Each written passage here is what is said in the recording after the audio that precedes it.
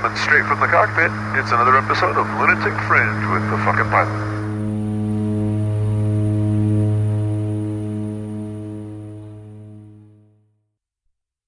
Ready, set, go. All right, once again, we are back with another edition of Lunatic Fringe Into the Void, and I am the fucking pilot back in the can to have what I'm sure is going to be a pretty interesting conversation with another cool cat. So tell me, who the fuck are you, and what do you do? Hey, man, what's up? Hey! Derick Massey, Tandem Master Extraordinaire. Derick Massey, Tandem Master Extraordinaire. So meat hauler, huh?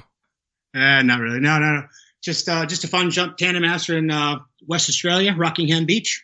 Always having fun like everyone else. Well, yeah, you sound Australian. Yeah. Do I? Yeah. 12 years I've been here, so I think it's kind of rubbing off on me. It must be, because normally if an American says mate, I want to fucking smack them, which I have for about the last 10 years with you. Sorry, mate. Oh, see, there it is right there. So just for everybody that's listening to this podcast, they should probably know in advance. You and I have known each other for a minute.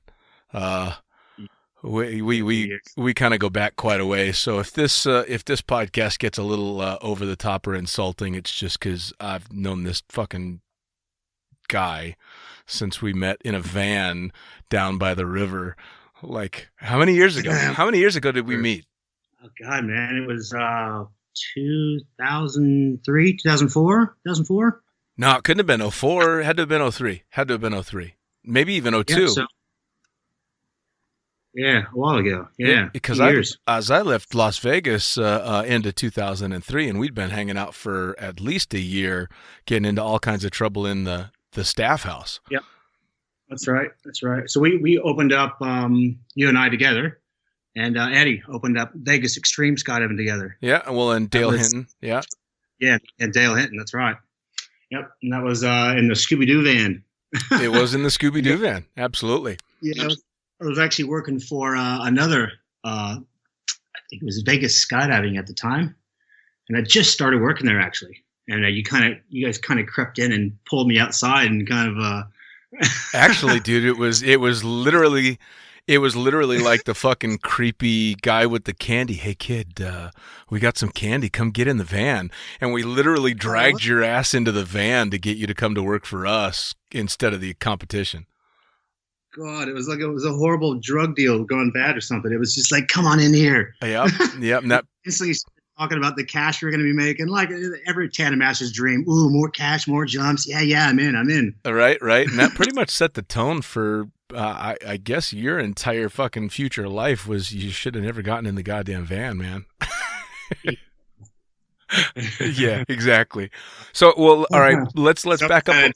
Let's back up a whole lot. How'd you get started in skydiving? Did you do other extreme sports before you started jumping? Oh yeah, man. Like most of us, we start off small, and I've had my scuba license since I was 13. I think that was probably the first time and that's really not an extreme kind of sport, but it's it was kind of extreme for me at 13. It's pretty fucking extreme when it's with you. Yeah. We always try to push the line, don't we? Dude, you almost... Yeah. I'm not even going to let you finish this sentence because I had almost forgotten about this. I must have blacked this one out because it was such a horrible memory. The very first time I ever went scuba diving, I almost died like 3 times because of you. Scuba diving was fucking raging extreme with you. Holy shit. Dude. But was it not fun getting that narcosis going dude, and kind of losing your... literally, it was, all right, put this on your back, push this to go down, push this to go up, don't go up faster than your slowest bubble, and you dove in the water. My second scuba dive ever was in the dark at night, and you left me alone and went swimming inside a boat so that you could laugh to yourself that you were sitting on the toilet, and I'm in the pitch black freaking out. But you did have your hands on the side. I kind of knew what you were doing all the time. I didn't really leave you. I left you alone. You thought you were alone. Oh, I was alone. I had you. Yeah, no, and then we get back up. I was sitting on the toilet, man. It was so much fun. Okay, so you're a scuba diver. We got that. Yeah, you scuba dive. What else? A lot of wakeboarding, a lot of snowboarding. Yeah. Just motocross, you know. I mean, just the things you do growing up, I guess. The standard stuff. Well, how'd you get started in skydiving? Did my first tandem. I was in the military, and I was just driving by a random drop zone, and just kind of looked over and just literally on the whim went, oh yeah, fuck, I'll try that. I just pulled in, and it was actually a fucking horrible experience, man. My first skydive. I remember just shaking. I was so fucking nervous, just sitting there, just shaking like I was just freezing. And we're up at altitude, and I'm getting kind of self-conscious about how badly I'm shaking. I'm just like, fuck, I'm ready for this. I want to do this, but I'm just really like anxious for it, you know?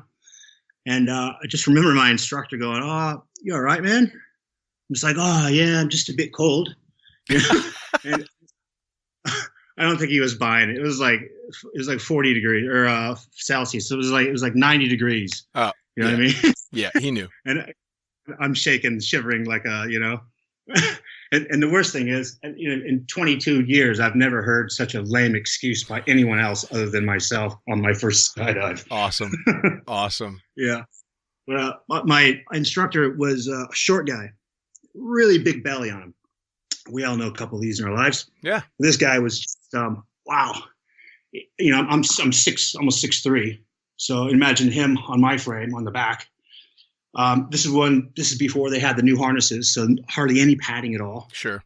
And my only real memory of that skydive was how uncomfortable I was. Like this was not a nice experience at all, man. Like my arms and legs completely, like he did the harness up. Now I know, thinking back on it, like he did everything wrong. You know, the exit was fucked up. How he put the harness on me was completely wrong. I lost all feeling in my arms and my legs. Yeah. God. So under canopy, like I'm literally like just hanging there, and he's like, "Yeah, all right." And I'm like, "Oh yeah, I'm fine," as any passenger would say. They're an instructor, you know. And you're like, yeah, I guess this is normal. It's my first time. I don't fucking know. How am I supposed to be? Right. You know, I'm still shitless. Yeah, whatever. As soon as we landed, when I couldn't get my legs up, I couldn't do anything. Couldn't feel anything. Like as soon as we landed, I literally fell over, and I'm kind of trying to have this conversation with him and trying to push myself up with my arms, and I can't feel my hands or my elbows, nothing. You know, he's just looking at me like, you all right? You all right? And I'm like, yeah, I just can't feel anything. And he's just looking at me like puzzled, like this has never happened to him before, you know? Like, oh, man. Yeah, that was the first experience, man. And I never fucking wanted to do it again. Well, so of course you did. Yeah, well, you know. Fucking such a... Oh. See, for those that don't know you... That story, yeah, the fact that you ended up becoming a skydiver confuses them. For those of us that know you, it makes perfect sense. Of course he did it again. Of course. Why wouldn't he? Well, so what was the first good experience? Because you took it in the ass on your first jump. Yeah, true. First good experience was, I guess, when I came back, I was actually just trying to get in this chick's pants. And she wanted to go on a tandem. And, of course, you know, yeah, I've gone on a tandem. Come with me. I'll show you the ropes. You were that guy?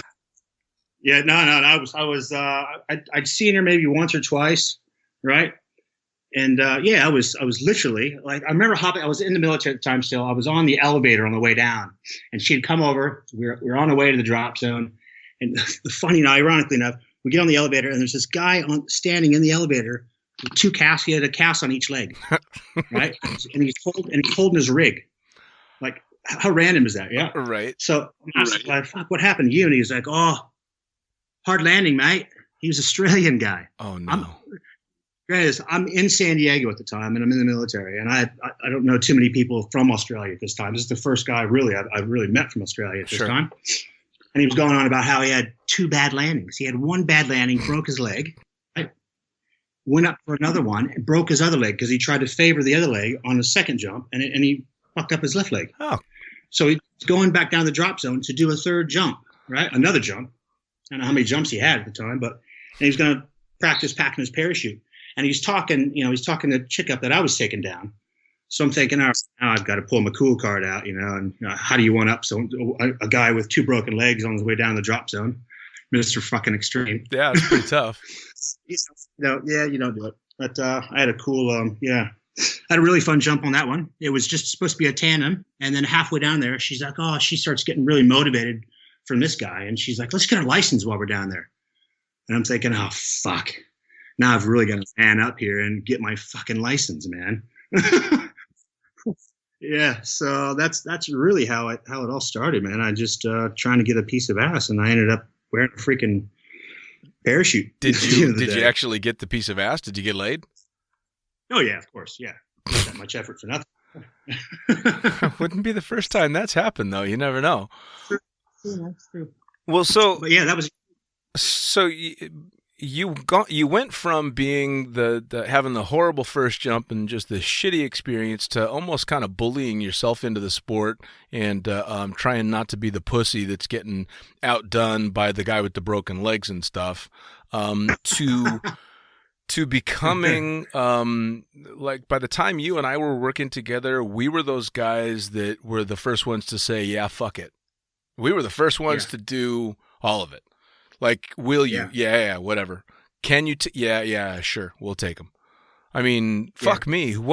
How big was that one guy that we got forced into taking?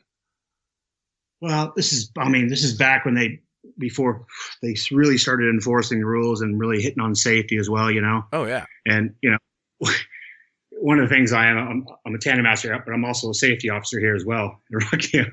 But back in those days, I mean, it was cowboy. Most people who stopped back in there, it was just really free range, wasn't it? Yeah, it was all cowboy country. Yeah, and it was, you know, and I think Eddie's whole thing was, you know, you want a paycheck, do the jumps. He didn't really care. As long as we were comfortable doing it, we were in the air.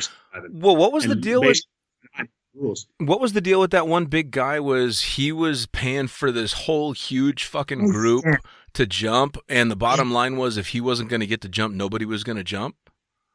Yeah, I remember him. That was Brett. Yeah, he was huge. For his last, he was 350, something like that. He was a big boy, man. 350, 380. He was the biggest guy, one of the biggest guys I've ever taken, man. And this was back when I only had 4,000 tandems at the time. So I was pretty balls to the wall then. I was pretty comfortable, but I was pretty scared. Actually, we Rochambeau'd for that one. Remember who was going to do the video and who was going to do the tandem? Yes, I remember that. And I remember thinking it was the greatest fucking thing in the world. It's probably one of the only times I won rock, paper, scissors, and thank fuck for that. But I'll tell you what, man, I about snapped myself in half trying to shoot that video. Yeah, that guy, he came down, if I can remember right, he came down with about 12, 13 of his, this was just after 9/11. Yep. Right. And it was the director of Homeland Security. So he brought his whole team down to do a big skydive. Yeah, this was one of those. Yeah. This was right when they had let us start flying again after 9/11, because we were down for 2 months? A long time. Yeah. Other drop zones. I was down at Skydive Las Vegas just before that. It was a lot of downtime. We'll talk about that in a minute. But I remember he was really pushing the weight limit. You and I Rochambeau'd for it. I remember losing. I remember just being in the door of the 182, looking out, going, "How the fuck am I getting out of this plane? There's no way." Like sometimes you look at a situation and go, "Okay, I did say yes to this, but I didn't realize how difficult this was going to be." And it wasn't even the landing I was worried about. You know, I picked my favorite rig, and the parachute was just kind of, you know what I mean? It was just had that right trim in it, so you can have a nice flare if you timed it right, you know? So I was feeling pretty confident with that. It was the exit I was worried about. And it was really low as well. We didn't go all the way up to, it was just under around 5,000 feet or something, wasn't it? I think we probably rolled out the door at about 8,000 feet was our average. Yeah, it was uncomfortable. I remember telling him in the door, I'm like, "You're going to have to pull me." I'm like, "Just pull us out the door." You know, you basically skull dragged us out the door. And I remember looking at you, and you've got the little, this is back when they had the little cameras, you know, the blow switch in there. And you just got that kind of in your lips, and you're looking at me with this fucking shit grin, like, "Fuck that." Yep. Well, and people should understand that's actually kind of the friendship that you and I have, and I'm sure a lot of people, of course, skydivers have, is that seeing you suffer gives me enormous pleasure. Seeing you And strapped to a half a ton of human being, literally ripping your head from your shoulders out the door of a 182, just tickled me pink. I was fucking loving it. Because I knew somehow I just knew you were going to pull it off, but I knew it was going to suck every step of the way for you. So it was so much fun. yeah, good times. Yeah. Yeah. Well, we did a lot of stupid shit together at that drop zone. I mean, fuck, we did the fog jump. Oh, Jesus, man. That's another one. That's another real good one. Yeah. That we got forced into. Yeah, and it wasn't really cloudy that day. It was a beautiful morning, beautiful day. Yeah, it was load just one. Weird. Yeah, load one. Load one. It was a little bit fucking hazy, and Eddie's like, let's go. And both you and I look out, and we're like, all right, yeah. I mean, it's a little hazy, but it doesn't look that fucking bad. So we'll go ahead and take off. Yeah, it didn't, and so up we go. And by the time we get to altitude, it's not fucking just slightly hazy. The entire dry lake bed is a wall of fog. Yeah, and neither one of us knew how deep it was either. You know what I mean? It was 200 feet or 20 feet or what it was, But I never looked out going, okay, well, if we keep climbing, that stuff should be out of the way, because it was just in one area. You know what I mean? Just in that little point in the desert, in that little lake bed. And thinking, it's just a little bit breezy above it. Like on the climb to altitude, you can feel a bit of the wind. We're like, okay, if that drops a bit, we'll probably be okay. And I just remember looking at you, and we're like, just back and forth. We're like, not even really said anything, but yeah, we got this. Yeah. How bad could it be? Fuck it. It'd be all right. Fuck it. Oh, God. What altitude do you think? What altitude do you think we hit the fog at? It was a couple thousand feet, wasn't it? Yeah, it was. It was up there, man. It was. I just remember as soon as I hit the fog, just thinking, okay, hopefully it's risen a bit and it's going to be clear under it, because at this altitude on the way down, you're going to have to do a couple turns, because I kind of had the general idea where the drop zone was. Sure. And we were kind of upwind still a little bit, but even if you did couple turns, you're going to miss that fucking target, man. And you get the highway right there that's just next to it. We got power lines there. Yeah, high tension power lines, a highway, and if that's not enough, on the opposite side of the landing area is fucking mountains. Yeah. And I was just kind of worried about if we did low turns, that you just don't know when the ground's coming up. Right. But I remember just being ready for it, going and just staring at the ground. And I had my poor guy, he was holding his legs. I'm like, let's go ahead and practice the landing, and I had him lift his legs and have his hands under his knees. I'm like, just get your legs up. And he's like, he's just struggling. I'm like, and I didn't want to say we got to hold this for 4 minutes, right? But I just want him to be unprepared by the time we hit the ground to break his legs on the way, because I knew it was going to be like a last second kind of, stab the brakes, and hopefully you got enough wind to pound it. Oh, yeah. Well, and of course, on top of that, both you and I are both acutely aware that there's another fucking parachute out here somewhere. We were in that shit at the same time, both going, fuck, I know he's doing exactly what I'm doing and trying to figure out exactly where the fuck he's at as well. And so I'm like, all right, no, I can't even put canopy collision into my mind, because there's just no fucking way. I can't do anything about it. And I did the same thing. I had my students' legs up like from 1,500 feet on the way down with no idea where the ground was. Oh my God. And I'm sure it was the same for you. It literally was nothing ground. Fuck flare. Dude, it was freaking scary. But I remember seeing the bush, right? It's like a 2.5 foot bush. Yep. And as soon as I just stabbed it as hard and as fast as I could, that's the only thing you can do.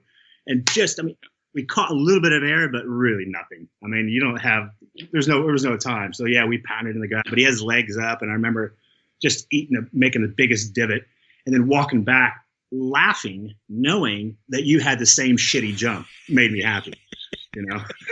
See, exactly. I wonder how Dean did. I can't wait to hear how Dean did. Yeah. I wonder if he's still got all his teeth. Yeah. Yeah, man, we had some fucking hectic stuff there, some seriously hectic stuff. But all right. Go ahead. No, go ahead. Yeah, no, we really had no wind limits either there. he was set on just, remember the uppers sometimes being 90 knots out of one direction. Oh yeah. Out of the northeast, and then 2,000 feet lower, 70 knots out of the opposite direction, and trying to spot the 182 with no GPS. It become a master spot in the plane, but it was still kind of like, okay, we still have to land with 35, 40 knots. Sure. Going, okay, we're going backwards. Sure. I come out here and the boys like, sometimes we jump in some pretty high winds here. It gets pretty hectic, but all that experience in Vegas landing backwards has come into play a few times. Going, okay, here we go. I've been here before. Oh, hell yeah. I mean, without a doubt, man, it made all the difference in the world for all kinds of jumps that I did in the future. Well, and we were in a unique position because we both worked at the same drop zone for a guy who didn't take no for an answer. It was, you do this shit or you stop getting paid. But it wasn't just that. We all lived in staff housing that was basically managed by the guy that was, paying us. So we were between a rock and a hard place. If you said no, you weren't just out of pay for that jump. You were out of a job and out of your house. Out of your house, yeah. Yep. Some fucking hectic shit went on. Yeah. That house, oh my God, the stuff that went on in that house. The Bachelor. Man, that was a good little spot, wasn't it? Little hot tub we threw in the back there, and that was a fun place. It was a good place for you and me. He wasn't getting much. Yeah. No, it was a good place. Oh man. And I've told the story a few times. This is just to bring up another little thing. Remember when we had the little promo where it was naked skydives were free? Yes. We had when we first opened it up, we're like, okay, how do we get business? We're like, fuck it. It's Vegas. Naked skydives free. And everybody and their brother, of course, came out. You had to take one for the team every once in a while when the bloke showed up from one of the naked skydive. But in general, I mean, almost all the strippers, of course, were like, okay, well, I take my clothes off for a living anyway. Fuck it, I'm going skydiving. Damn right. So the first month. I can't count how many times we were Rochambeau for the video on that one. Oh, I know it. Well, it was a win-win though, because either you're strapped to some little hot thing that's naked, or you're shooting video of it. So either way, except for, was it you that took the porn star on the naked skydive, and she looked pretty decent on the ground, but as we all know, even the tightest body in free fall is not the most attractive thing in the world, and you. I shot the video and I'll never fucking forget it, because I got down and low and in your face, and I'm shooting the video and she's screaming and yelling, and she's got these rock hard fake boobs that aren't moving at all, but everything else is moving. And then you look me in the eyes and you gave me this look like you're not going to enjoy this, and did a slow 360. And by the time you got 180 degrees away from me, I got the view of something that will never, ever leave me. I can almost hear free fall. Yeah, it was pretty bad. Pretty good. I mean, that being said, nobody and nothing, bare skin does not look good in free fall. I don't care how good a shape you're in. But wow. All right, so we've gotten way, way ahead of ourselves. So you make this first jump, you hate it. You make your second jump, you become licensed and everything. When did you start working in the sport? Pretty quick, actually. My old really good mate, Adam Callahan, he's passed away since, but he kind of took me under his wing when I first started skydiving, and he had like 12,000 skydives when I started back in the 90s, and they called him Swoop, and he was always pushing me into getting free skydives, because I started almost living at the drop zone at that point. I got out of the military, and I was doing working for a brokerage, and I was, at the end of the day, I was running down to the drop zone, just try to get that sunset load in. Sure. Right. So working to try to skydive to work to skydive. I'm like, it's a fucking vicious cycle. What am I doing? Around that time, you can see what was going on, going, yeah, you're struggling. He's just like, get on every load, try to shoot the videos, I'm like, no, I'm just literally talking myself out of it and trying to talk him out of talking me into it. Right. Buzz, the old owner at Skydive San Diego, before they closed down was he was starting to put me on with just a few skydives under my belt, almost around 100 or so. And Adam was just pushing me into selling the videos for slot. So I would just jump out and literally try to stay as close as I could. This is when the giant cameras, that's all they had back then. Sure. Strapped to my head, a little gaff helmet, little surfer helmet, trying to make it all work. But I was doing that. And I think, I don't even remember. I don't think I didn't even have my my allotted number of jumps before I went to my tandem course. I think I botched my logbook. You wouldn't have been the first back then, man. And I wasn't. Yeah. This is why I don't feel bad saying it. Well, so a lot of people do. When you were back there, that was Otay Lakes, yeah? No. Well, yeah, it was before Otay Lakes was Brownsfield Airport, which is around the border of Mexico and San Diego. Yeah, so that's what's now a pretty fucking big airport. Yeah. It's changed over that was back in 95, 96. Yeah, so same time I started, because I actually ended up flying for Buzz Fink in Skydive San Diego for about a month in the Chicago water over one winter. So I was out there for a while. So was Skydive San Diego like the big party drop zone back then when you started? It was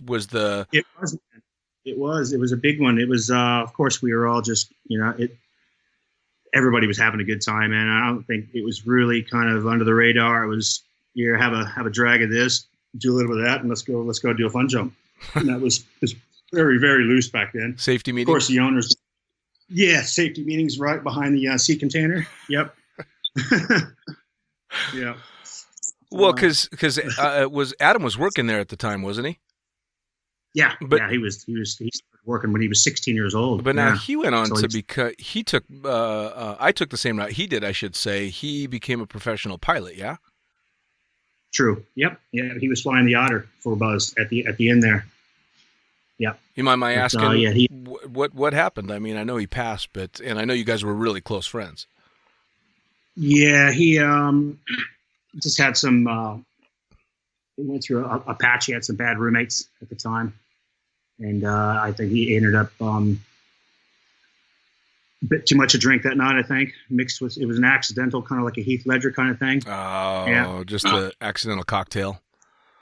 Yeah. That sucks, man. Of course, we all think we're professional at doing that until it hits you in the face, and then it's like, oh, son of a bitch. Oh, yeah, man. Well, I'm sure you're the same with me, because I know you've had a fuckload of surgeries as well, and looking back at literally what the doctors had given me and taking what was prescribed, I can look back at recovering from shoulder surgeries and this and that and the other stuff and go, how the fuck did I not die swallowing the pills that they were telling me to take? Because I looked up, I think it was when Heath Ledger died, I actually looked up the mix that killed him, and I went, I've taken that exact combination more times than I can possibly count on doctor's orders. Yeah. Yeah, me too, man. It was a cocktail that I think a lot of people were taking. Oh, yeah. And unfortunately, it's like that for all of us to go, oh, shit, I think I've done that before a few times, you know? Yeah. But you don't realize how dangerous it is until somebody else passes away, and you're like, you start reflecting on, maybe I shouldn't be taking some of that shit. Sure. Same time I'm drinking some. Right. Well, now, so speaking, since we're on that track, you've had all kinds of surgeries, and some of them skydiving related, some of them not. But I mean, you went through a really fucking hard section there, especially with your back and your neck, yeah?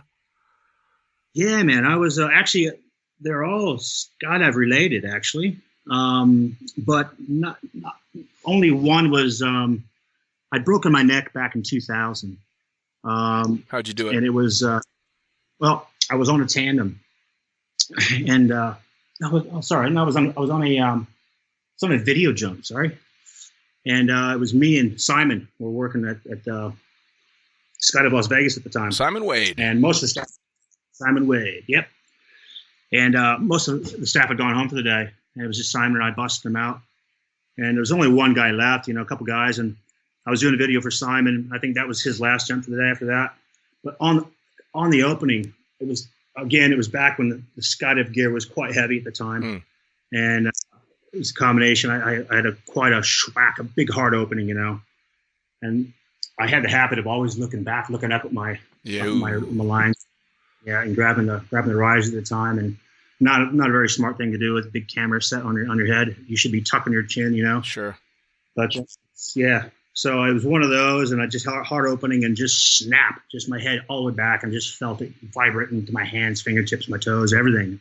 And I was just fucking going, oh shit, I've done something. I don't know what it was.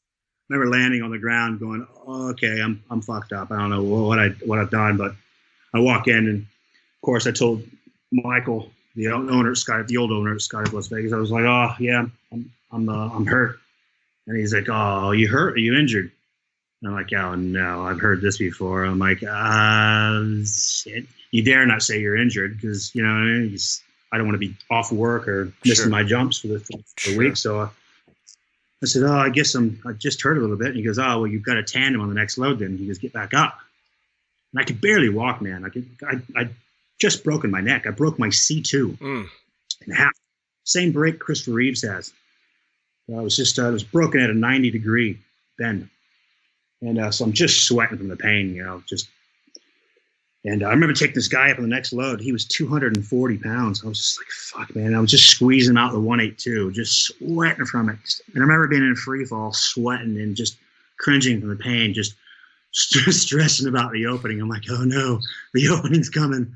Fuck. Just grabbing my chin with both my hands, going, oh, this is going to suck. You know, but after it opened up and I grinned and bared it and sweated through it, I'm like, okay, that fucking sucked. I could probably keep doing this, you know, until it heals. And that's exactly what I did for about 6 months. I dealt with that. Yep. And I didn't know it was broken for 2 years. Yep. Actually, I went to a chiropractor 2 years later, and he's like, oh, when'd you break your neck? I've never broken my neck. He's like, nah, you broke your neck. So I think I would know if I broke my neck. He goes, would you? Come here, look at the picture, dumbass. You know, he's showing me the picture. He goes, you broke it in half. You didn't just fracture it. You fucking snapped it.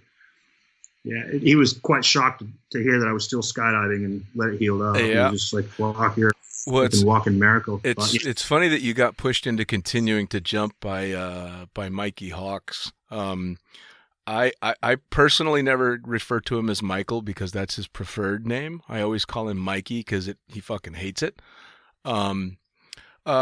So what did you think working for Mr. Mikey?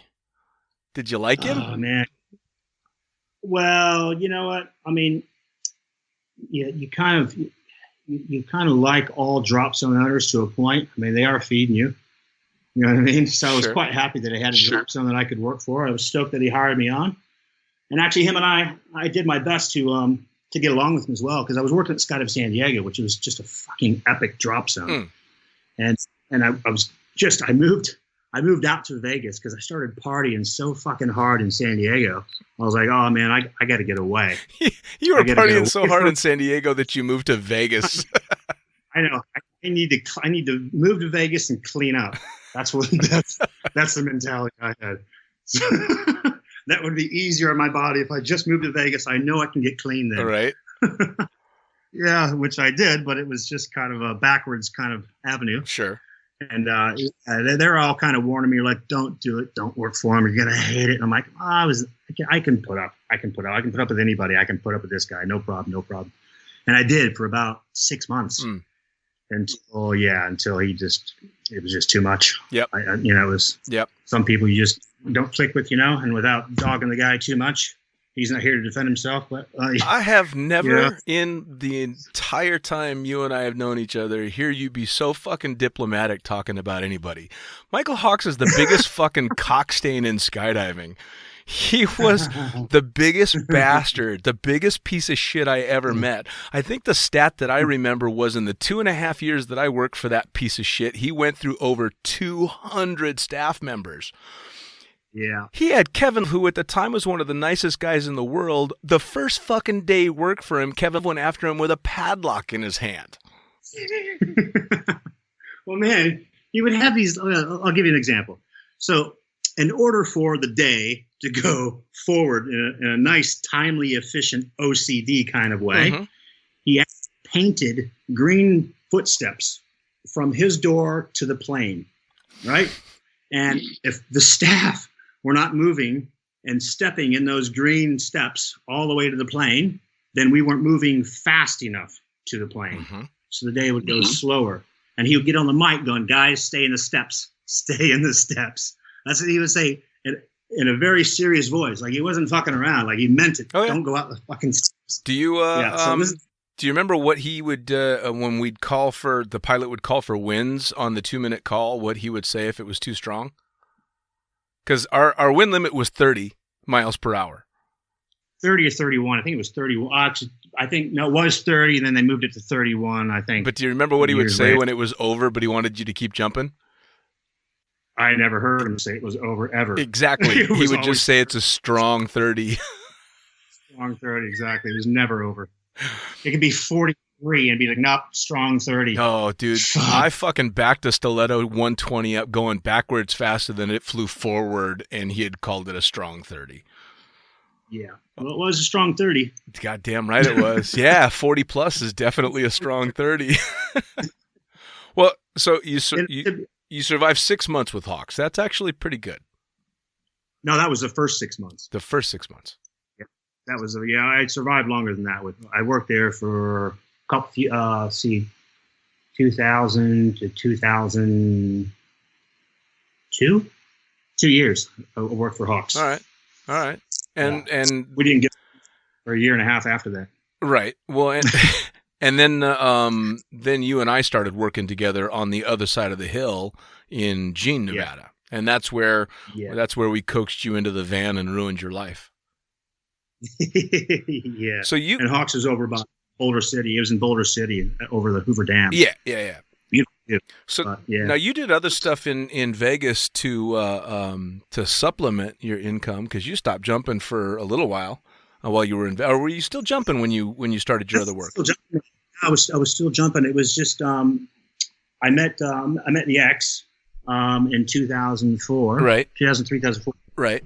And when she came along on her 30th birthday, she brought like 6 or 7 other people on the entourage, and Kevin McLeod, real good mate of mine, but he was the general manager at Cheetah's strip club in Vegas. Yep.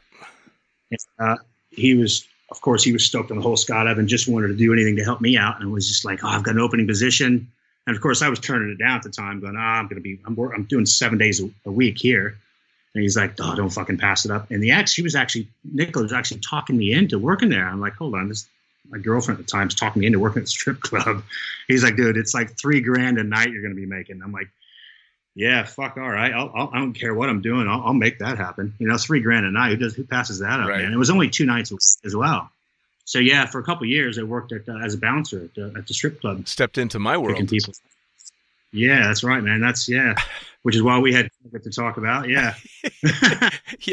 yeah. Because you were the bouncer and the facilitator, and I was one of the talent.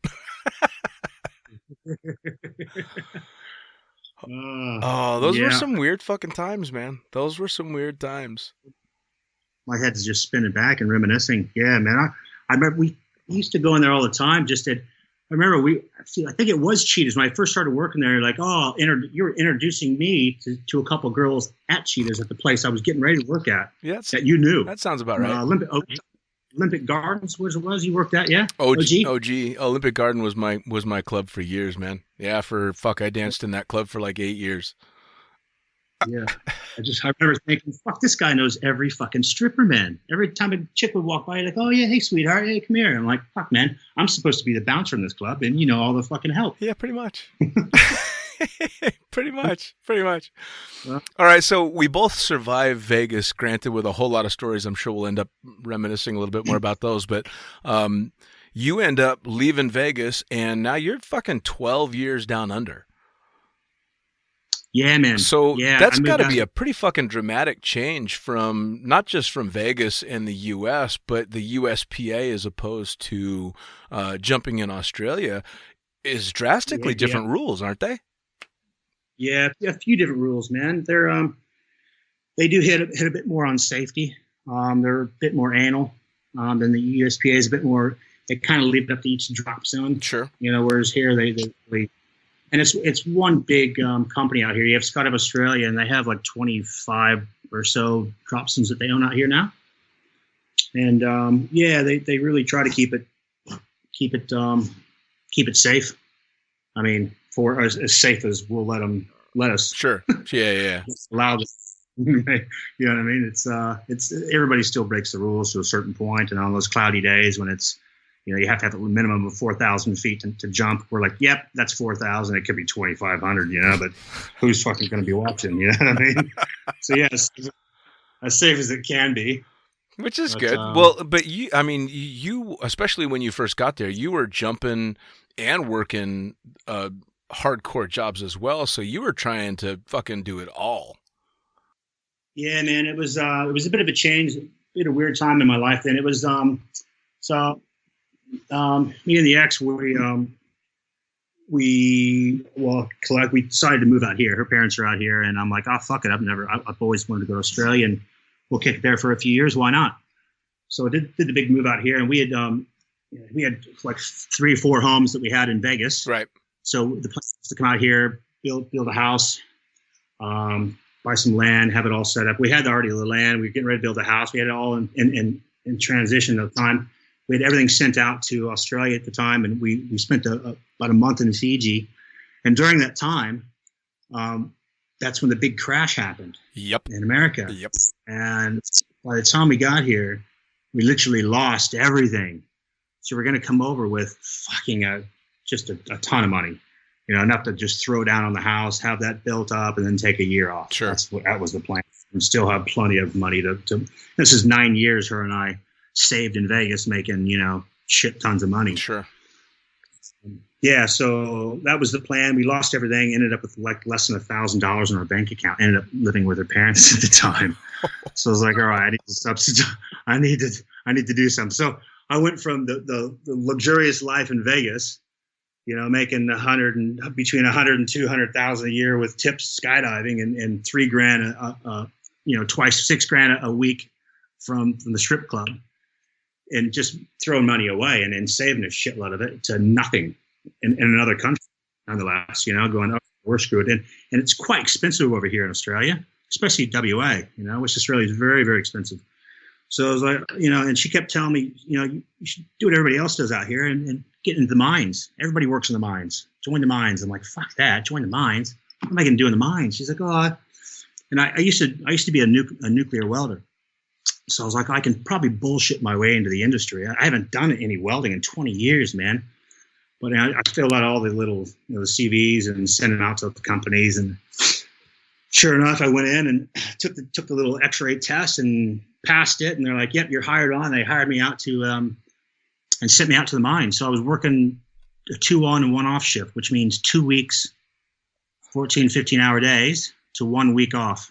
And on that week off, I was skydiving. So yeah, I was on the 2 and 1 roster. Oof. So just busting my ass, and then out popped the little ones, and then wow. Yeah, so I've got So it was a bit of a change of pace, but where the fuck is this diplomatic professional Derick coming from? Fuck you. Change of pace, my ass. You were taking it in the ass. Oh my God. The last time I saw you in Vegas, you were driving a really fucking nice car in this massive goddamn house. She was trying to sell that Monavi fucking acai grape juice shit, which was delicious, but it was bullshit. She's trying to sell that and do all this shit. You guys are living the life of Riley. You just got anything and everything you could possibly fucking want. In fact, one of the last times that I hung out with you in your house, you were so relaxed about life. I think you had 2 Ambien in you, and we went to the head shop and bought a bag of salvia. Cause you just didn't fucking care and had nothing to do the next day. You went from that to fucking welding shit in a mine in the outback. Yeah. Change of pace. Well, it's hard to swallow, man, to be honest with you. I try to put the smile on my face while I'm talking about it, because it still fucking stings me quite a bit. You remember that bit in the beginning of the podcast where I said something about sometimes your pain causes me joy? Well, it didn't cause that's not one of them. It didn't cause me joy while it was happening, but watching you squirm reminiscing about it is definitely enjoyable. Well, all right. So all that But being said, so you definitely had a fucking rough time around it, but you stayed in the sport. A lot of people would have bailed on the sport as soon as the big money started coming in from the strip clubs and stuff, or they certainly wouldn't have used their 1 week off from the fucking mines in Australia to go skydive. Man, what kept you jumping? Why? Why keep doing it? oh man, it's love the sport, man. I find peace in it, you know.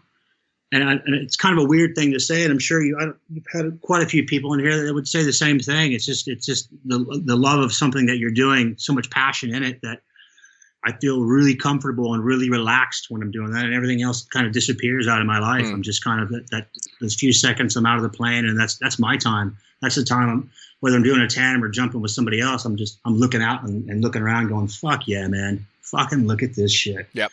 It all makes sense to me then, you know. So to throw that away at any point in my life would just fucking not work out for me at all. Well, and the community's been real big for you too, hasn't it? Yeah, well, fuck, man. Are you kidding me? It's over the years you meet so many fucking epic people in this sport, man. So many real people. Not that you wouldn't in any other sport, but this one especially. You get all walks of life. And I remember that was one of the first things when I first started skydiving. I thought it was just the weirdest thing. I'd go to the drop zone. I'd find, you see some guy in the military. Then over here to the right, you see a lawyer. And over there is the doctor. And over here is a freaking, just most random people from all walks of life, just dropping all their shit, coming out and hanging out together for the weekend, and just having a good time. So I've really met some epic people over the week, over the year, Now, is it the same kind of vibe in Australia? I've never done any jumping down under. Yeah, it is, man. It's just like any other drop zone. You pop into a new drop zone, and you just. I've never been to a drop zone where I haven't met some cool people. You're always going to run into so many awesome people at new drop zones. You've always got those one or two that are a bit odd, but those are the ones that give it character as well. Yeah, fair enough.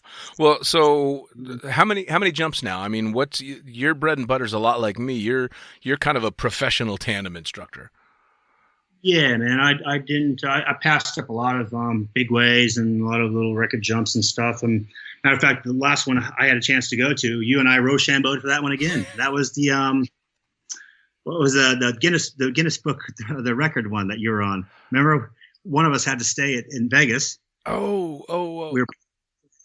There were a couple of them. Well, I did the most number of tandems, but that was after I left. I did that at Cross Keys.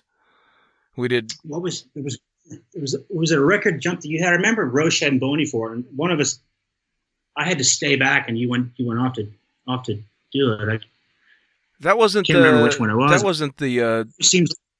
That wasn't the TV show I ended up doing for him, was it? The TLC episode, that dating story thing. Yep.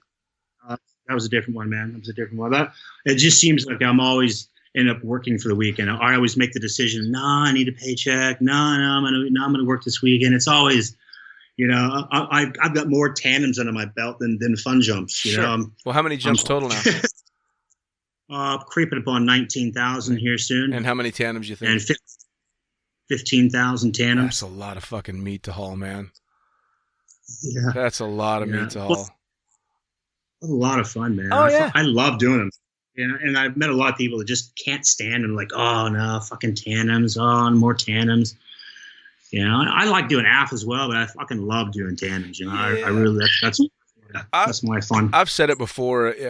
I fought it tooth and nail getting my tandem instructor's rating, and Simon Wade actually was the one that gave it to me, and hated it, and then all of a sudden realized I had fallen in love with it, and I've got 11,000 jumps, and 8,000 of them are tandems, and I enjoyed them more, had more fun with the people, enjoyed the challenge of it all, enjoyed the challenge of learning to read people and what does this person need to make them comfortable and what do they need to have fun and I don't know about you, I pat myself on the back. I never had a refusal, not one. So I must have done something right. Yeah. I remember my very first tandem, man, and that one always sticks out in my head. It was when I got talked into doing it. Buzz kept asking me, he's like, oh, you get your tandem ring. I'm like, fuck, I don't want to do it. And he's like, I'll give it to you for free. So he's giving me the rating for free. And of course, all my buddies in San Diego are like, dude, you'd be a fucking fool to pass it up. I'm like, okay, well, if I do it, at least I'll have the ticket. At least I'll have that rating. You know what I mean? I'm going to throw it away. But I remember doing the very first one after you've selected 10. You know what I mean? My first passenger, my real one, where his girlfriend came out, and you know, this young bloke, he was like 20, 23, 24, you know, and his girlfriend, I think it was just one of their first dates or something like that. But just as soon as we landed, man, like I was just so stoked that I think I did it all right. Like, okay, I think I did. I felt pretty good, pretty comfortable, you know. I was pretty confident in the jump, and just looking over at him, and he's just fucking glowing. It's just like, oh man, that was fucking awesome, man. Fuck yeah, that was so killer. Fuck, he's just going off and on. And I'm looking at him, and I've just got this big shitty grin on my face. I'm like, fuck yeah, man. I could fucking do this a lot. That's what's going to be coming at me every single time. Just building and feeding off that energy. Sure. Fucking sign up, man. Sign me up. Yeah. And it pretty much is that was it. Yeah, I mean, it pretty much is that. That was the energy I would always get off of tandems. I mean, obviously, you've got the very rare one that didn't enjoy it or was a little too scared, but for the most part, it's just this amazing shitload of positive energy coming at you all the time.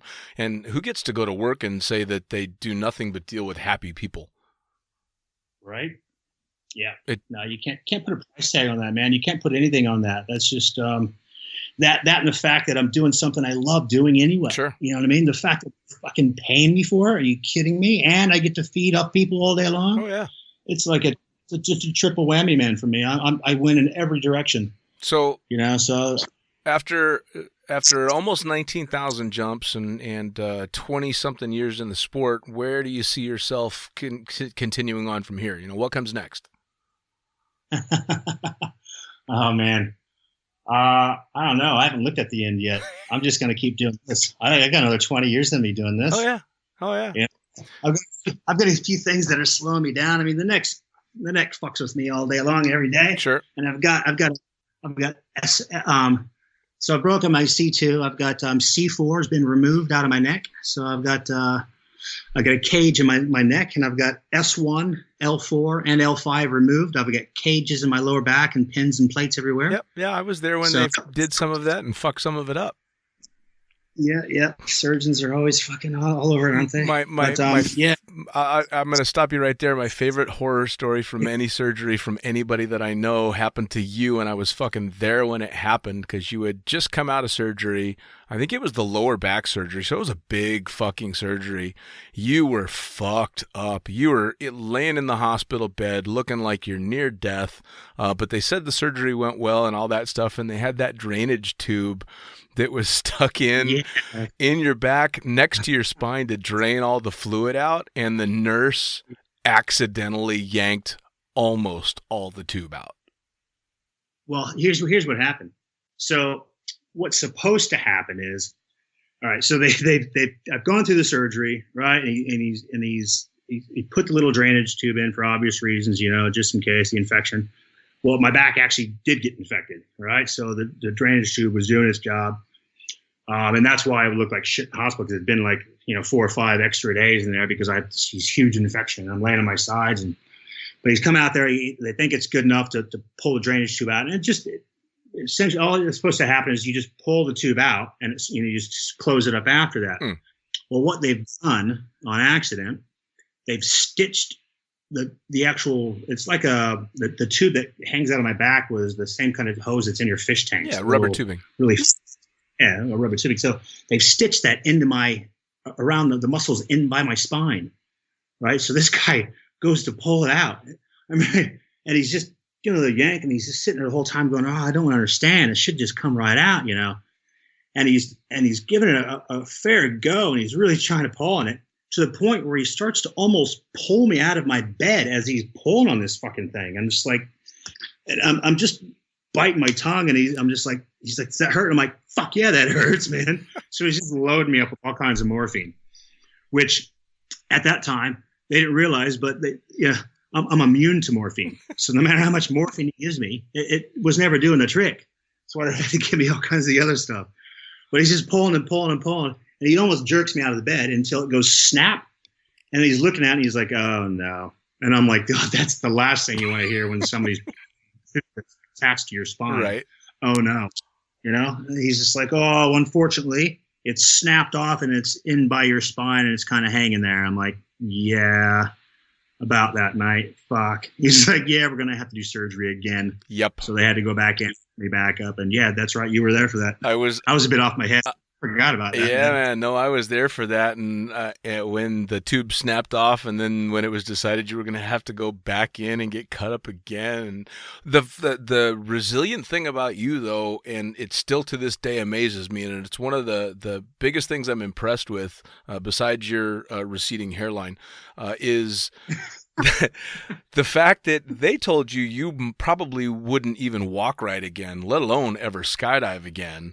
Don't ever fucking think about making a jump again. And now you're how many thousands and thousands of jumps later? Yeah. Yeah. They told me that, they said, forget about it. You forget about running again for sure. You're always going to walk with a limp. You're going to have all these problems. I mean, of course they just gave me the entire fucking list as the stuff that I can't do. Yeah. Skydiving on the top of it. They're like, you'll never skydive again. Like, forget about it. You're just going to fuck yourself up. You're going to paralyze their whole life. If there's one thing I've learned, and this is probably just the opposite of what you're supposed to be thinking, but I never fucking listen to doctors. They always, I've never had one tell me the right thing. It's just they always tell you what you're not supposed to be doing. And I don't know if it's just to cover their own ass on the way out the door, sure it is, or what it is, but they'll tell you you're not going to be able to do this. Don't even think about doing that, and that's going to cease altogether. And that's just one of the things I think I'm really good at is just not listening to doctors, doing my own thing. At the end of the day, I think you have to listen to your own body.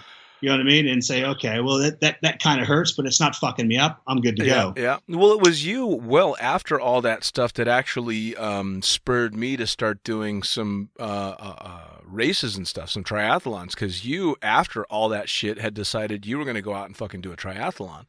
And you trained your ass off. You had coaches and all this stuff. And this is when you were living high on the hog in Vegas. But you went out and banged out your first triathlon, got yoked as fuck. You were like this 6 foot 3 inch tall monster of a man that decided to go out and do this triathlon. And then you threw down the gauntlet and dared me to do the same thing. Yeah, it was awesome. Yeah, that was awesome. And I think I needed that at that time. Just going through all that shit and trauma with my body, I just kind of felt like, fuck, I'm like half the man I used to be. I'm like, nah, you know what? Fuck that. No, I'm not. I'm all over it. Yep. I'm all over it. And I kind of needed something like that to put myself back up on my, I've got this game kind of attitude. Yeah. Which I've still maintained, and I just remember you talking, like, you just asking all the fucking questions. And I remember the conversations we had, because it started out, I was just kind of blowing my own horn about how fast I was in the pool. Right. And you're like, I'll start swimming. I just started doing this. And I was like, here's my time. I go, whoa. Say again? Yeah. I just started doing swim. I'm doing this for my 50 and this is my 100. I'm like, nah, no, you're not. And I had like one of the best coaches in Vegas. This guy was like teaching all of it. And of course I had, like you said, I had the money at the time. So I was just kind of throwing down these guys. And he led me to believe I was fairly decent and fairly fast at my swim. And I always felt comfortable with my swims, And then here you are fucking throwing me these videos. I'm like, nah, I wasn't believing you at first. I'm like, nah, put your phone down, hit record, let me see your pace. Because you're writing the times down wrong or something, dude. And you're like, yeah, okay. And I remember getting your text, the video text of you doing it. I'm just fucking watching you going, are you fucking kidding me? You're a fucking fish, dude. I was like, dude, all right, I take it back. You didn't write your time down improperly. You just fucking are a fish. You've got to do a triathlon, man. You're fucking smoking it on the fucking swim. Well, of course, it was around the time you started. Yeah. Of course, what that ended up doing was I ended up really, really fast in my swim in the triathlon, which gave me great fucking views of all the people racing past me on the bikes in the run. So I had amazing views of getting passed up for the rest of the fucking races, for sure. But I beat them all out of the water, which was good. Yeah. Well, and there's always one thing. Always. Well, but you did all of that stuff after all these injuries and after the doctors told you were never going to do any of that shit. Yeah. Which is fantastic. Yeah. But then you went to Australia and discovered beer. Yeah. Well, I was still keeping into the gym and I was still doing the right thing. But tell you what, man, the fucking Australians, they love to drink over here. That's their favorite fucking pastime and their present. But yeah, so I did drink a few more beers here, especially the last few years. But yeah, no, at first I tried to keep it on the up and up, but I was drinking quite a bit in the mines, as everybody did at the end of the day. Sure. You know, you work 12, 15 hours in a day. The only thing you're thinking about is a fucking few beers, you know. So, but I think, yeah, Well, I mean, I think the last. And we've hung out a couple of times over the last few years, and I mean, neither of us are exactly what you could call grown-ups. We're just old fucking teenagers. So, well, how old are you now? 30. Fuck off. 45. So you're 45 years old. You just now got your sleeve tattoo. Yep. So you're completely inked out. I'm a late bloomer, bro. Late bloomer, yeah. So you're completely inked out. You got a sleeve, a chest piece, and all this stuff. You've embraced skydive for life type of stuff. You kicked the beer, but you've kicked the beer because, and I want this on public record, you've kicked the beer because you're going to do what with me in November? Yeah, man, we're doing Mount Everest Base Camp. Fuck yes. Coming up. We are hiking to base camp in Mount Everest, just you and me. Why wouldn't we? We're always doing fucking things like that together. Yeah. Well, the last time you and I hiked up a mountain together, it was up Mount Charleston with like a bottle of Valium between us in the middle of a blizzard. Do you remember that? I do, man. I can't remember if I think we had a bunch of pain pills in us to begin with, which is why we had the brilliant idea to climb up the fucking hill. Yeah, because one of us was recovering from a surgery. I don't remember which one, but either you or me was recovering from a surgery. So we had a bunch of pain pills and a bunch of fucking Valium and took my pickup truck to go up to Mount Charleston. We were going to go up to the lodge in Mount Charleston because it was snowing. We thought it'd be cool for some reason. We made it halfway up the mountain and my fucking rear wheel drive pickup truck, that was it. So being way too many in, we decided, fuck it, let's just park the car here and walk the 5 miles up the mountain in the blizzard while whacked out of our minds with a bunch of prescription painkillers, and actually had 2 adorable girls in a massive pickup truck with 4-wheel drive pick us up. Yep. And that was a good hike, man. Yeah, it was. And then ended up at the lodge. I think we drank fucking hot toddies, coffee and Kahlua for hours. That's right. We're not coming back to me now. Yeah, we're not going to do that for Everest. We're not going to do that for Everest. For some reason, I don't think there's going to be any hotties picking us up in their SUV and taking us back down. No, I think we're on our own. No. Clean and sober is the way to go. Those days are long behind both of us, I think. Yeah. They were damn fucking fun. I have had a good year this past year, though, man. Yeah. I was on a good one. Yeah, I was like I said, I just taking a bit of a break. I kind of go up and down. But I was drinking 18, 24 beers a day for like the last year. Full on alky, man. Yeah, full on. But I was a functional alcoholic. It's possible. Yeah. Oh. Quite enjoying it. Yeah. Well, for sure. Well, I loved when I got the message from you saying, yeah, I'm off the beers and it's time to start training for Everest, which is fucking awesome. Yeah, a few months ago, I was just like, literally overnight, I was like, yeah, I'm done. I'm over it. I cleaned the fridge out, threw all the beers away. I was just like, yep, done. I flip a switch on when I do that, stuff like that. Yeah. And I had no, I didn't go through any kind of withdrawals, nothing, man. No sweats. Everybody's like, oh, you're going to be sweating. You're going to be fucking hating it. Nothing, man. Nice. Yeah. Nice. Just straight into the gym and starting eating healthy. And I was just, that didn't faze me a bit. Well, over your life, how many surgeries now over your life total? Not that many. It was just, so I've had the neck, the 1, C4, S1F4, the 5. Then I had to go back so just in the back and neck, 4 different surgeries, but they were quite surgeries, you know. Yeah, I mean, I should have. They were trying to take my 2 years ago. They tried to replace my knee. I had quite a weird landing out here, just thermals and winds and stuff. I was just tiptoeing it in, and I got picked back up in the air and thrown over. about 40 feet to my left and put back onto the beach, but my knee just kind of went pop, pop in and out. Sure. And what I did was I tore the meniscus, the ACL, and my what's the one on the side? I forget what it is. And then I shattered the kneecap. I shattered it in 5 different places. I went in. They put this dye in my knee, and it showed every crack and crevice that was torn. Oof. And you could just see the 5 cracks through my kneecap, and you can see the tears all through my tendons and ligaments. And my knee, of course, was almost the size of a football. Sure. It was huge for quite a long time, but I was still jumping. I was just landing on my left leg. I had 3 braces on my knee. I had that really tight one, the little, and then I had the one with the little thing on the outside, and then the Velcro one over top. I had 3 braces on it just to keep it fucking straight. But I went to the doctor, and he's like, "Yeah, you're done. You're fucking done." I'm like, "Yeah, okay, doctors again. I'm not done. Trust me." Of course, I was just at that time. I had my fingers crossed, going, "Nah, maybe he just know what he's talking about." All right. But that was within 3 months, man.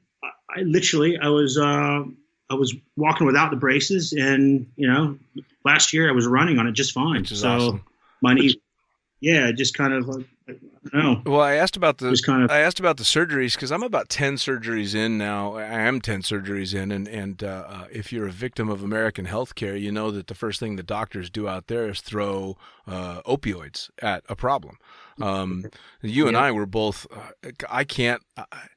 I couldn't even fathom, if I had to, how many pills I've swallowed that were prescribed and recommended to me by doctors over the years for all the surgeries and the injuries that I've had. And I think you probably, over the years, gained the same skill that I have, in that they did that to me so many times that when that bottle's empty and you run out of those pills, you just have to learn to deal with it. So being able to just open up your fridge and chuck the beer is the same as looking at that empty pill bottle with a doctor going, "Yep, nope, you should be feeling fine now." It's the same thing. You just kind of learn to deal with, okay, this might suck for about a week, and you just learn to deal with it. That's right. After and those are. What's that?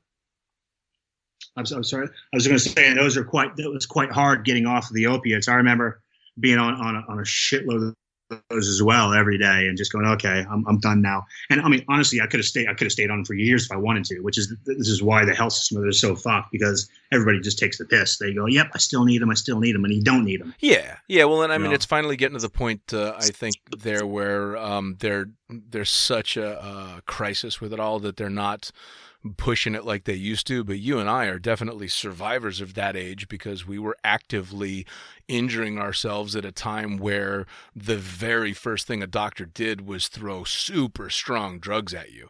I mean, you're basically just eating highly refined heroin every damn day. So I think maybe you either fall into the pit where you can't control that anymore, or it's like you and me where you just go, "Oh, okay, I can handle this," and you just walk the fuck away from it. I like to say I don't have an addictive personality, but I don't necessarily know that that's true. I just have the ability to cope with it in a way that a lot of people don't, I think.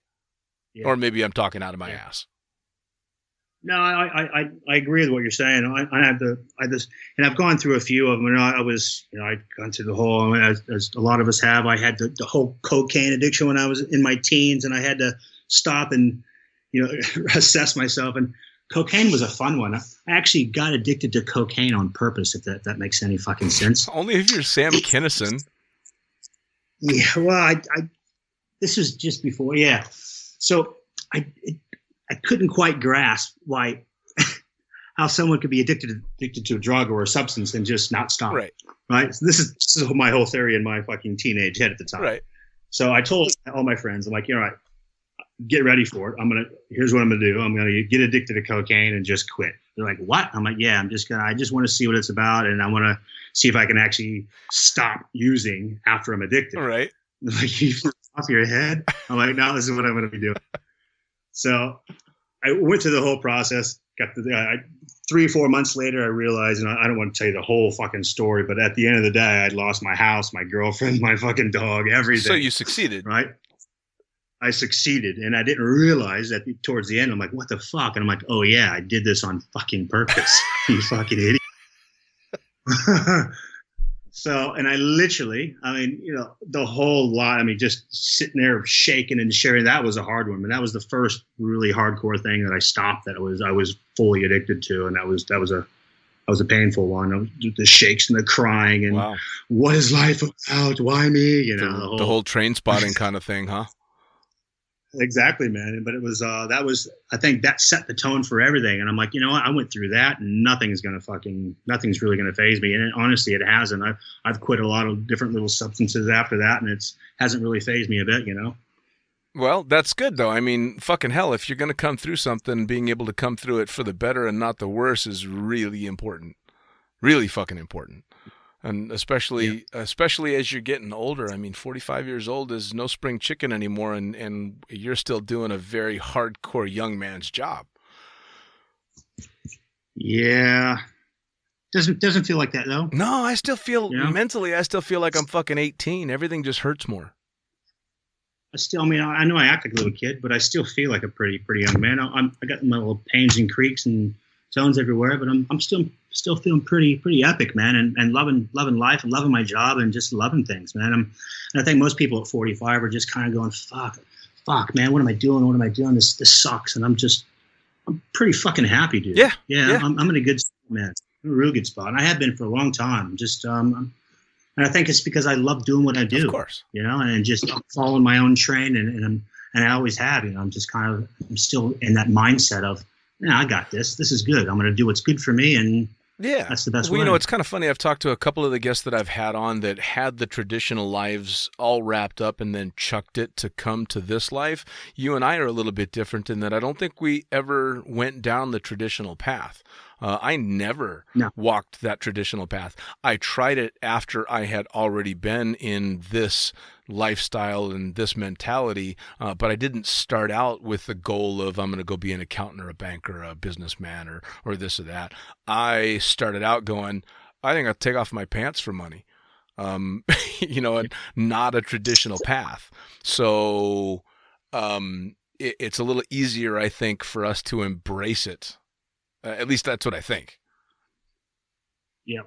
Because we found this passion in this, and I don't know any other way. I fell in love with, it's the reason the podcast is called the Lunatic Fringe. I fell in love with the Lunatic Fringe a long, long time ago and wouldn't want to go any other way. So for younger jumpers coming up, or people that are getting a little stale in the sport and are thinking about walking away, or people that are just looking for a little inspiration, what advice have you got to new jumpers, long-time jumpers? What do they need to be thinking about to keep the same drive and the passion that you clearly have moving forward? No, man, I think it's just keep following your nose, really. I mean, if you're loving doing it, why ruin a good thing? Just keep flowing, keep with the flow. I think if you're true to yourself at the end of the day and you're just loving doing what you're doing, I think everything else kind of falls in place in your life. It's not just in general, but I think if you're just doing what you think is the right thing, I think everything works out in your life, Which is fucking awesome. So, I subscribe to the same thing. As long as what you love and what you do doesn't hurt anybody else, go for it.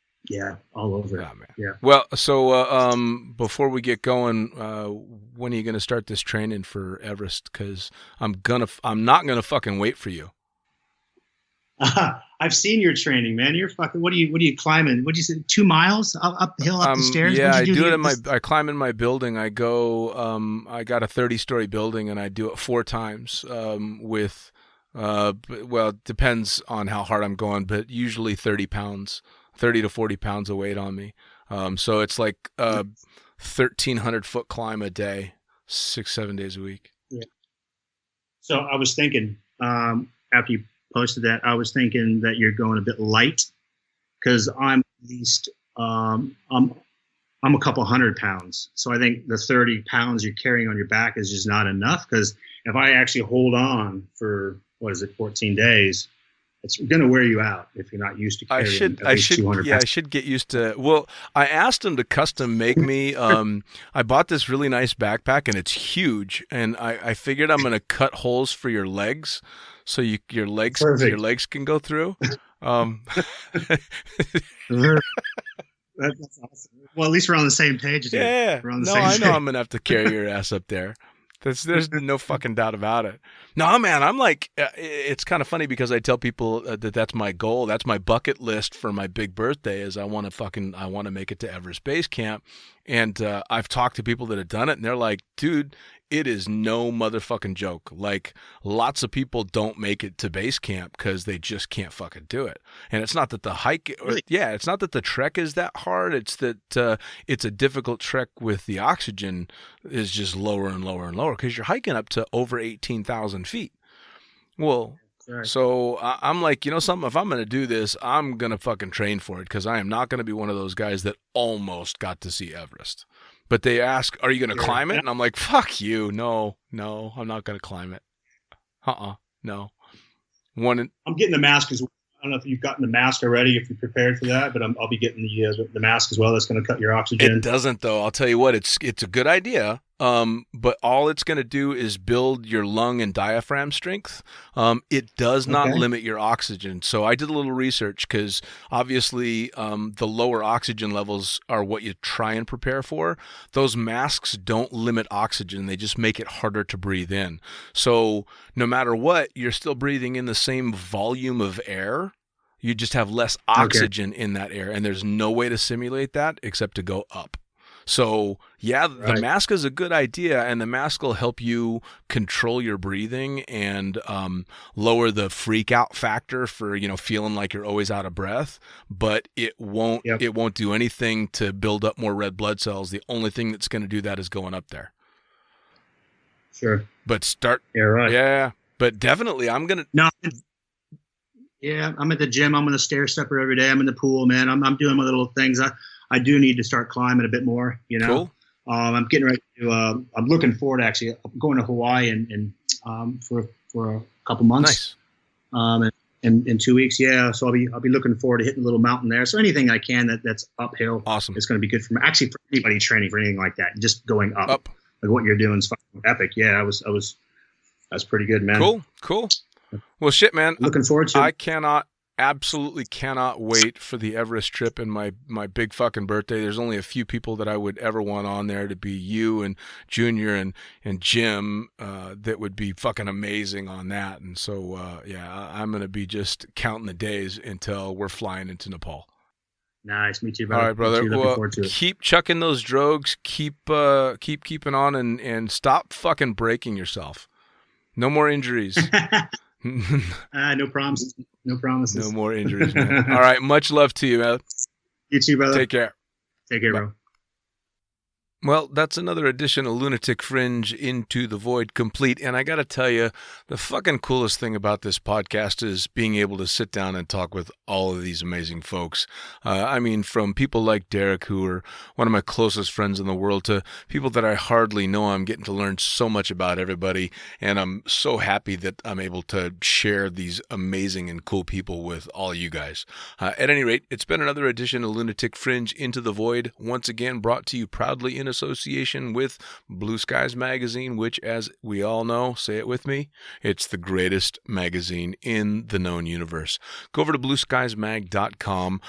You want to subscribe to the magazine if you don't already do so. You're going to want to get previously published issues. You're going to want to buy some of that cool swag that they've got going. You're also going to want to think about writing up some of your own stories, because again, like I said, if I can write for these guys, so can you. And if you've got something to advertise, obviously Blue Skies Magazine is the place to go. For me, I am the fucking pilot. As always, thefuckingpilot.net. That's where you can get links to every way to download this podcast. All the platforms are there. You've also got direct links to both the books that I've written, the Blue Skies Mag's Fucking Pilot book, which is the collection of previously published articles for the magazine, as well as The Accidental Stripper. Both of those available via that website or directly through Amazon in digital and in print form. And if I can manage to finish it, The Accidental Stripper will eventually be coming out in audiobook form for those that like to sit back and listen. Again, it's been another fun edition of Lunatic Fringe Into the Void. Can't wait to see you next time.